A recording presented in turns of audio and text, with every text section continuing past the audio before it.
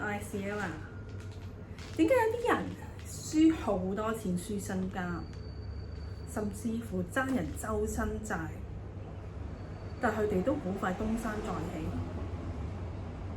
因為佢哋相信佢哋嘅情景係暫時嘅，即使你冇錢交租、冇生意好耐，呢樣嘢都影響唔到佢靈魂本質。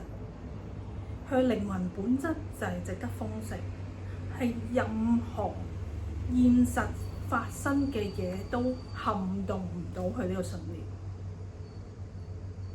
即使點都好，佢都相信佢自己係值得擁有嘅。哇！你話我未感受過，我點知啊？咁我而家帶你去感受，